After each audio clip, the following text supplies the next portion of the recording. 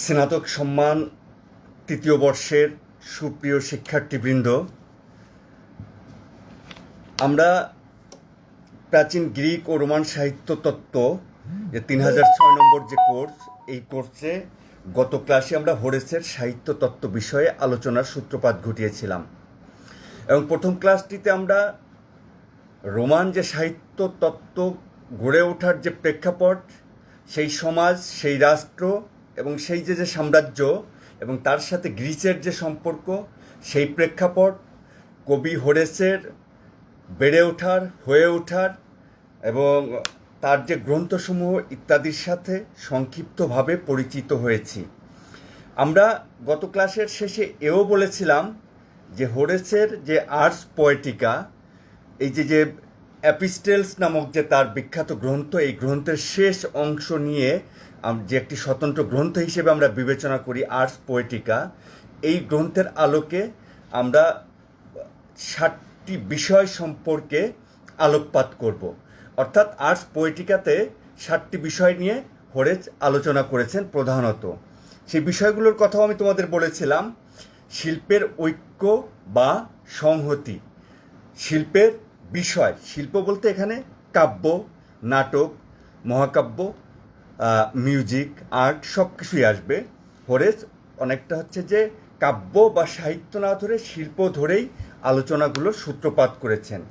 তো শিল্পের ঐক্য, সংহতি, শিল্পের বিষয়, রচনা রীতি ও শব্দ প্রকরণের উপরে তিনি বিশেষভাবে জোর দিয়েছেন এবং এর সাথে প্রসঙ্গক্রমে তিনি ছন্দের আলোচনাও সম্পৃক্ত করেছেন।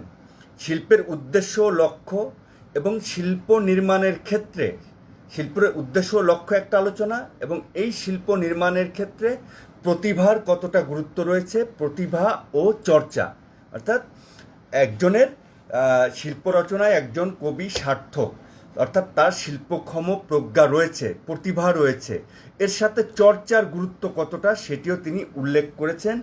এর সাথে সাথে শিল্প নৈপুণ্য এবং সমালোচনা সাহিত্য, রচনা রীতি ও শব্দ প্রকরণ আলোচনার পরেও তিনি শিল্প নৈপুণ্য এই বিষয়ে আলাদাভাবে কথা বলেছেন। তো স্বাভাবিকভাবেই আমরা বুঝতে পারি যে আর্টের প্রতি তিনি অধিকতর গুরুত্ব দিয়েছেন। অর্থাৎ এটি যাই কিছু আমরা নির্মাণ করি সেটি হবে শিল্প, সেটি হবে আর্ট এবং সেটি মানুষকে আনন্দ দান করবে এবং আনন্দ দান করতে গিয়ে যদি কোনো লেখকের কোনো বক্তব্য সেখানে চলে আসে, মানুষের কোনো প্রয়োজন মেটায়, সেটা সেখানে থাকবে। কিন্তু প্রথম এবং প্রধান কথা হচ্ছে আর্ট নির্মাণ করতে হবে, শিল্প নির্মাণ করতে হবে, অর্থাৎ রচনাকে শৈল্পিক হতে হবে।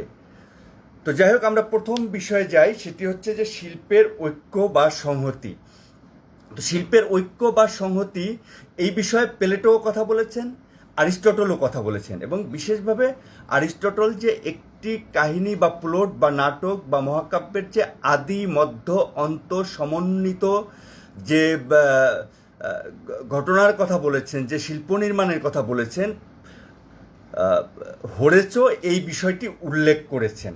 হোরেস এই বিষয় উল্লেখ করে এর সাথে তিনি যুক্ত করেছেন বা এটাকে তিনি আরও গুরুত্ব দিয়ে বলেছেন যে এই যে আদি অংশ, মধ্য অংশ এবং অন্ত অংশ, এই প্রত্যেকটা হচ্ছে যে তার নিজস্ব বৈশিষ্ট্য নিয়ে, নিজস্ব অবয়ব নিয়ে একটি সমন্বিত রূপে একটি সমন্বয় সাধন করবে। এই তিনটি মিলে একটি হবে, অর্থাৎ এই তিনটি ধারা মিলে একটা পরিপূর্ণতা দান করবে।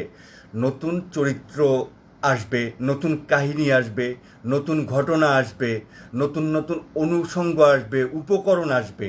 কিন্তু সেই নতুন নির্মাণের ক্ষেত্রে, নতুন বিষয় নিয়ে আসার ক্ষেত্রে অবশ্যই এই যে প্লটের যে এই যে আদি মধ্য অন্ত, অর্থাৎ সমস্ত কিছুর সামঞ্জস্যপূর্ণ হতে হবে। সমস্ত কিছুকে কিসের সাথে, এই যে কেন্দ্রীয় যে অনুভব, কেন্দ্রীয় যে প্লট এবং অর্থাৎ কাব্য যেটি বা সাহিত্য যেটি, তাকে আমরা নাটক হিসেবে, মহাকাব্য হিসেবে বা খণ্ডকাব্য হিসেবে যেভাবেই দেখি না কেন, তার সম্পূর্ণতার সাথে যুক্ত হতে হবে, যাই কিছু আমি নতুন সৃষ্টি করি না কেন। এবং তিনি বলেছেন সঙ্গতিপূর্ণ পরিণতি হচ্ছে সাহিত্যের ঐক্য, অর্থাৎ একটা পরিণতি হবে, সেই পরিণতিটা হবে সঙ্গতিপূর্ণ। এবং এক্ষেত্রে তিনি ওই যে প্রচলিত ধারণা যে সূর্যের এক আবর্তনের মধ্যে ঘটনা সংঘটিত হবে, এই জায়গা থেকে তিনি একটু সরে এসেছেন। তিনি বলেছেন যে অতি ক্ষুদ্র কোনো ঘটনা বা অতি বৃহৎ কোনো ঘটনা শিল্প নির্মাণের ক্ষেত্রে অন্তরায় হতে পারে। আর আবর্তনের কথা, সূর্যের আবর্তনের এই জায়গাটায় তিনি মানুষের মগজ, অর্থাৎ যিনি দর্শক, যিনি শ্রোতা, যিনি শিল্পের ভোক্তা, তার মগজের যে সামর্থ্য, মগজের ধারণ করার যে ক্ষমতা, সেই ক্ষমতার উপরই তিনি জোর দিয়েছেন। যাই হোক, কাব্যের বা শিল্পের বা সাহিত্যের ঐক্য ও সংহতি বিষয়ে হোরেসের যেই বক্তব্যটি আমরা নিব সেটি হচ্ছে যে সঙ্গতিপূর্ণ পরিণতি হচ্ছে কাহিনীর ঐক্য, এটার উপর আমরা বেশি গুরুত্ব দিব। হোরেসের দ্বিতীয় বিষয় আমরা নিয়ে আসতে পারি, সেটি হচ্ছে বিষয়, অর্থাৎ কোন বিষয় নিয়ে তিনি কাব্য রচনা করবেন, একজন কবি কাব্য রচনা করবেন। এবং তোমরা মনে রাখবে যে হোরেস কিন্তু নিজে একজন স্বনামধন্য কবি, ওই সময়ের বিখ্যাত কবি, এবং প্রাচীন রোমান সাহিত্যের হাতে গোনা যে কয়েকজন কবি আছেন যারা এখনও পর্যন্ত বেঁচে আছেন তাদের কাব্যের মধ্যে, তাদের মধ্যে হোরেস একজন। এই কারণে এই বিষয় নির্মাণের ক্ষেত্রে তিনি এক ধাপ এগিয়ে গিয়েছেন অ্যারিস্টটল এবং প্লেটোর থেকে। তিনি প্রথমেই বলেছেন বাস্তব জীবনই হচ্ছে যে শিল্প নির্মাণের বিষয়, অর্থাৎ এই যে দৈনন্দিন জীবন, এই যে বাস্তব জীবন, এই বাস্তব জীবনকেই উপকরণ হিসেবে গ্রহণ করতে হবে, এটি হচ্ছে শিল্পের বিষয়। একটি দেশ, একটি পরিবার, একটি সমাজ, বন্ধু বান্ধব, এই সমস্ত কিছু মিলে যে একটি রাষ্ট্র, একটি সমাজ, একটি পরিবার, এর মধ্যে দায় আছে, দায়িত্ব আছে, ভালোবাসা আছে, পরস্পরের প্রতি হচ্ছে যে স্নেহ আছে, পরস্পরের প্রতি আবেগ আছে, এই সমস্ত কিছু, এর যে নানান রকম রকমফের রয়েছে, নানান রকম ভিন্নতা রয়েছে, এই সমস্ত কিছু নিয়েই, এই সমস্ত কিছুর সমন্বয়ে একটি বিষয় শিল্পে বা সাহিত্যে উপস্থাপিত হবে। এবং এই উপস্থাপনের ক্ষেত্রে কি ঘটবে, লেখক যখন এটা উপস্থাপন করবেন তখন লেখককে বা কবিকে অবশ্যই মনে রাখতে হবে এটি উপস্থাপন করার, অর্থাৎ এটি অনুকরণ করার, অর্থাৎ এটিকে যে সৃষ্টি করবেন তিনি, সেই সৃষ্টি নির্মাণের সামর্থ্য তার রয়েছে কিনা। যদি না থাকে তাহলে তাকে সেই শিল্প নির্মাণ থেকে বিরত থাকতে হবে। কেননা এখন যদি আমরা কোনো একজন সাহিত্যিক যদি মহাকাশ বিষয়ক কোনো কাহিনী নিয়ে, প্লট নিয়ে একটি কাব্য রচনা করতে চান এবং মহাকাব্য সম্পর্কে তার যদি বিন্দু মাত্র ধারণা না থাকে, তাহলে সেটি হচ্ছে তার সামর্থ্যের বাইরে। এই কথাটি হোরেস বলেছেন। এবং বাস্তব জীবনই হবে শিল্পের বিষয়। সেই বাস্তব জীবনকে উপস্থাপন করতে গিয়ে শিল্পীর কোনো বক্তব্য যদি থাকে, তার যদি কোনো কথা থাকে, তার কোনো যদি উপদেশ থাকে, সেটা তার মধ্যে থাকতে পারে। এবং এর পরের বিষয়টি হচ্ছে রচনা রীতি বা স্টাইল, এবং এর সাথে তিনি সবচেয়ে বেশি গুরুত্ব দিয়েছেন শব্দ প্রকরণকে রচনা রীতির মধ্যে। শব্দ প্রকরণের পরেই তিনি ছন্দের গুরুত্ব দিয়েছেন।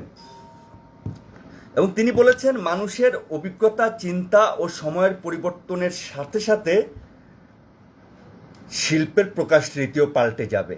এই কথা হোরেস 2000 বছর আগে বলেছেন, কিন্তু এখনও পর্যন্ত আমরা দেখছি এই 2000 বছর ধরেই মানুষের চিন্তা পাল্টাচ্ছে, অভিজ্ঞতা পাল্টাচ্ছে, সময় পরিবর্তিত হচ্ছে, আর শিল্পের নতুন নতুন প্রকাশ রীতি আমাদের সামনে চলে আসছে। এবং ইউরোপীয় রেনেসার পরে তোমরা দেখবা যে একেবারে হচ্ছে যে প্যাটার্নই চেঞ্জ হয়ে যায় সাহিত্যের। আমাদের যে ভারতীয় যে বা বাংলার যে নবজাগরণের পরে আমরা দেখি যে সাহিত্যের যে ফুলে ফসলে আমাদের হচ্ছে যে সাহিত্যক্ষেত্রে ভরে ওঠে ফুলে ও ফসলে। গদ্য সাহিত্য আসে, নাটক আসে, এবং তার যে কত রকমের ডালপালা শাখা বিস্তারিত হতে থাকে। এগুলো আমরা নবজাগরণের পরে বঙ্কিমচন্দ্র, মধুসূদন, পরবর্তীতে রবীন্দ্রনাথ, শরৎচন্দ্র, নজরুল, এদের মধ্য দিয়ে আমরা লক্ষ্য করেছি। অর্থাৎ সময় পাল্টাবে, মানুষের অভিজ্ঞতা পাল্টাবে, মানুষের চিন্তা পাল্টাবে, সাথে সাথে পাল্টাতে হবে প্রকাশের রীতি। কারণ নতুন সময় এবং নতুন মানুষ নতুন প্রকাশ রীতি চায় এবং সেটার প্রয়োজন থাকে। তো যাই হোক, এই কারণেই এই যে রীতি, শব্দ, ছন্দ ইত্যাদি যে প্রয়োগ আসবে, এগুলো নতুনভাবে ঘটবে। হোরেস এটা একটি সুন্দর উপমার সাহায্যে, একটি তুলনার সাহায্যে এটি ব্যাখ্যা করেছেন। সেটি হচ্ছে গাছের সাথে, একটি গাছ এবং তার নবপল্লব, অর্থাৎ একটি গাছকে আমরা দেখি সে প্রতি বছর পাতা পাল্টায়, পাতা পাল্টিয়ে ফেলে। তো এই গাছটাকে তিনি বলেছেন কাব্য, আর এই যে পাতা, এই যে নতুন নতুন পাতা গজায়, এগুলোকে তিনি বলেছেন শব্দ। এই যে শব্দ, অর্থাৎ একটি গাছ হচ্ছে কাব্য এবং তার পাতাগুলো হচ্ছে শব্দ।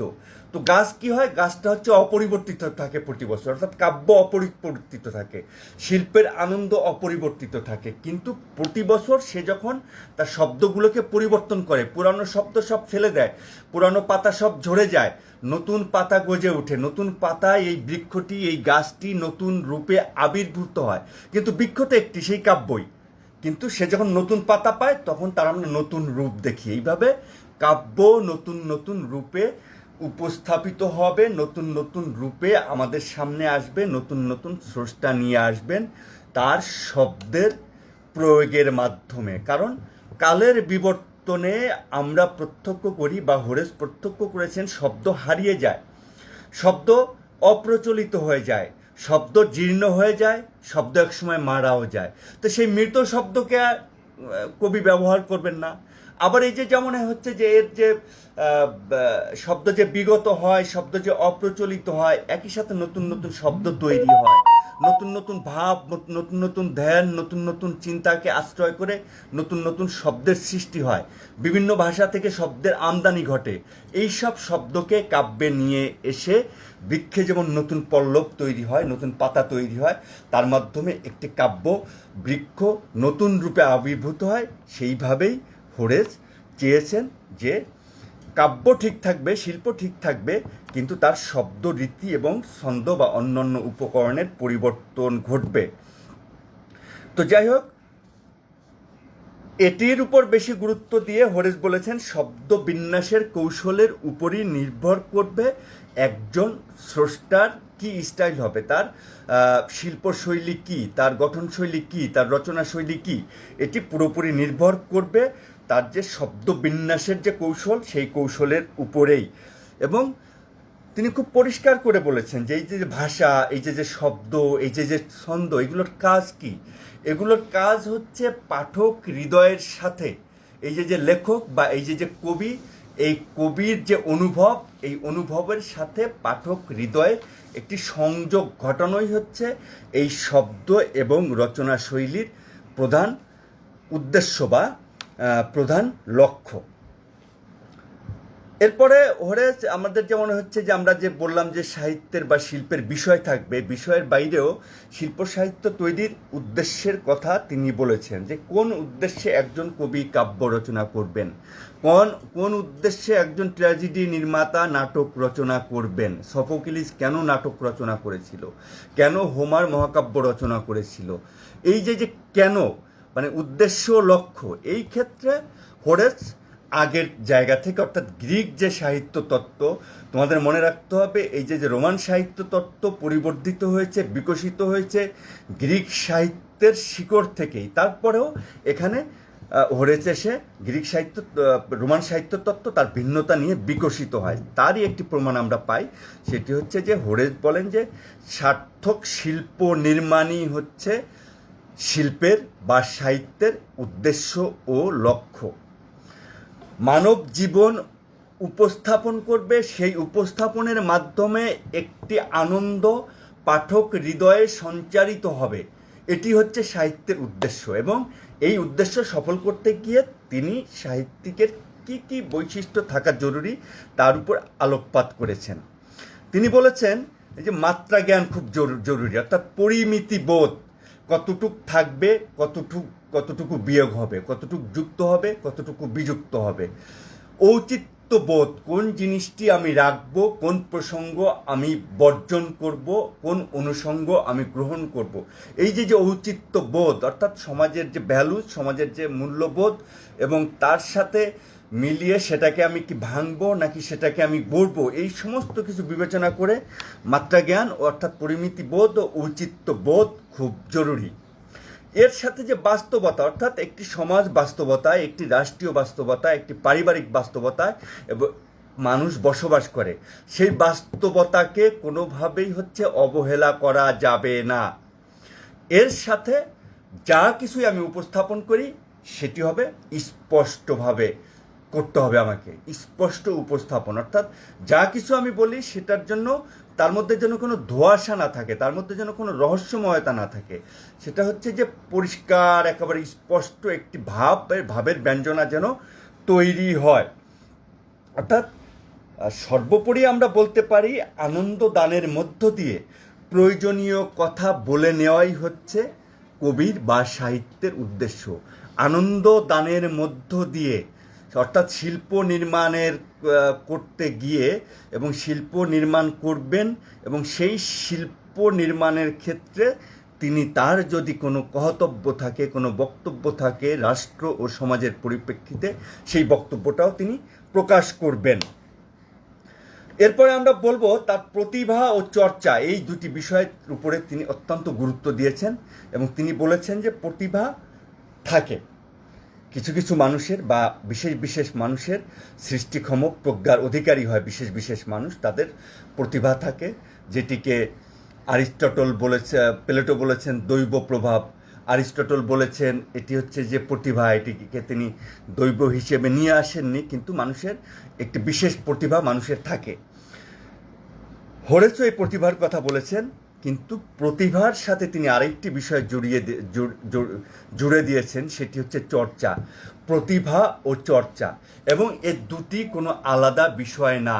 চর্চা হচ্ছে শৈল্পিক সাধনা, অনুশীলন করতে হবে, প্রতিভা থাকলে হবে না।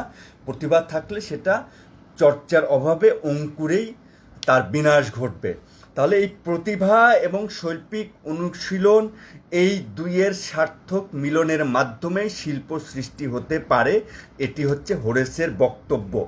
এবং এখানে গিয়ে তিনি খুব সুন্দর করে বলেছেন যে একজন ক্রীড়াবিদ তার ক্রীড়া নৈপুণ্য যখন মাঠে প্রদর্শন করেন, এবং এটি তিনি প্রদর্শন করেন জয়ের জন্য, জেতার জন্য, এবং জয়ই হচ্ছে তার লক্ষ্য, তিনি জয় লাভ করবেন। এই যে জয় লাভ করতে গিয়ে দীর্ঘদিন ধরে তিনি যে মাঠে ঘাম ঝরান, তিনি যে প্র্যাকটিস করেন, তিনি যে অনুশীলন করেন, তিনি যে চর্চা করেন, এই চর্চার সাথে তিনি সাহিত্য সৃষ্টির যে চর্চা বা অনুশীলন এর তুলনা করেছেন। ক্রীড়া নৈপুণ্য যিনি দেখান তিনি হচ্ছে যে জয় তার লক্ষ্য, আনন্দ দানও তার লক্ষ্য। এবং এখানে সাহিত্যিককেও তিনি বলেছেন এইরকমভাবেই কসরত করতে হবে, এইরকমভাবে অনুশীলন করেই হচ্ছে যে কাব্যকে প্রকাশ উপযোগী করে তুলতে হবে। এবং তিনি তোমাদের আমি প্রথম ক্লাসে বলেছিলাম যে এই যে আর্টস পোয়েটিকা গ্রন্থ, যতদূর জানা যায় যে তিনজন শিষ্যের উদ্দেশ্যে তিনি এই বক্তব্যগুলো দিয়েছিলেন, তাদেরকে আসলে জ্ঞান দানের উদ্দেশ্যে। এবং তার সেই তিনজন হচ্ছে যে একজন পিতা এবং তার দুই সন্তান। তাদেরকে তিনি খুব স্পষ্টভাবে বলেছেন যে একটি কাব্য রচনা করে তুমি কমপক্ষে 9 বছর ঘরে রেখে দিবে, 9 বছরের মধ্যে প্রকাশ করবে না, এটি তুমি বারবার অনুশীলন করবে। এবং 9 বছরের ধরে এটি হচ্ছে যে তুমি একজন বিশেষ কবিকে রেফার করেছেন, কবির কথা বলেছেন, এটি তাকে দেখাবে। তারপর শিষ্যদের বলেছেন তোমরা তোমার পিতাকে দেখাবে এবং আমাকে দেখাবে, তারপর এটি সিদ্ধান্ত নেবে। তার মানে অনুশীলনের উপরে তিনি কতটা গুরুত্ব দিয়েছেন এটা আমরা বুঝতে পারি, যে 9 বছর ধরে একটা জিনিস প্রকাশ না করে রেখে দিতে বলেছেন। অর্থাৎ এটি তখন হচ্ছে যে যাচাই বাছাইয়ের মধ্য দিয়ে এটি একটি পরিপূর্ণ একটি শিল্প হয়ে, পরিপূর্ণ একটি কাব্য হয়ে পাঠকের সামনে প্রকাশিত হবে। তো প্রতিভা ও চর্চার পরে তিনি আবার শিল্প নৈপুণ্যের কথা বলেছেন আলাদা করে। আমরা তার রচনা রীতি ও স্টাইল এর কথা তোমাদেরকে আমি বলেছিলাম, রচনা রীতি ও স্টাইল। তো রচনা রীতি এবং শব্দ প্রকরণের বাইরেও শিল্প নৈপুণ্য, এটার উপর তিনি বিশেষ গুরুত্ব দিয়েছেন। এ থেকে আমরা বুঝতে পারি যে তিনি শিল্প নির্মাণ, অর্থাৎ যেটি শিল্প না, যেটি আর্ট না, সেটি তিনি বিবেচনায় আনতে যান না। তার মধ্যে যত বক্তব্যই থাক, তার মধ্যে যত মহৎ কথাই থাক, মননের গভীরতাই উন্নত রচনার ভিত্তি ও উৎস। তিনি খুব পরিষ্কার করে বলেছেন যে মানুষের যে মননশীলতা, সেই মননশীলতা সৃষ্টিশীলতার গভীরতা যত বেশি থাকবে, উন্নত রচনার ভিত্তি তত প্রবল হবে এবং উন্নত রচনার সৃষ্টির সম্ভাবনা তত প্রবল হবে। এবং এই যে মননের গভীরতা, এই মননের গভীরতাকে উপস্থাপনের জন্য খুব জরুরি হচ্ছে সূক্ষ্ম ভাষারীতি ও রচনা শৈলী। সূক্ষ্ম ভাষারীতি ও রচনা শৈলী অর্থাৎ আমি কিভাবে উপস্থাপন করব, আমার স্টাইল কী হবে, আমার প্রকাশ রীতি কী হবে। এবং যেটি তোমাদেরকে কিছুক্ষণ আগেই বলেছি যে সময়ের পরিবর্তনে নতুন নতুন শব্দ, নতুন নতুন ছন্দ, গাছের সাথে পাতার সাথে এই যে শিল্পের তুলনা করেছেন, অর্থাৎ নতুন করে অর্থাৎ শিল্প নির্মাণকেই তিনি হচ্ছে যে সবচেয়ে বেশি গুরুত্ব দিয়েছেন।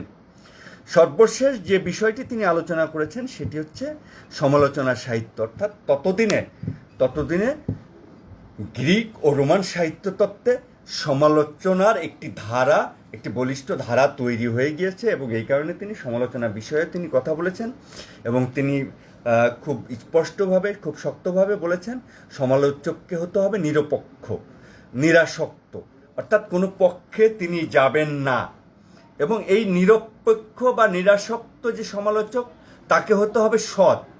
কারণ তিনি কেন সৎ হতে হবে, তার প্রধান একটি দায়িত্ব থাকবে সত্য এবং মিথ্যার যে প্রভেদ, এই প্রভেদটা তিনি উপস্থাপন করবেন। এটি তিনি পাঠকের সামনে যেমন বুঝাবেন, এটি তিনি কবিকেও বুঝাবেন।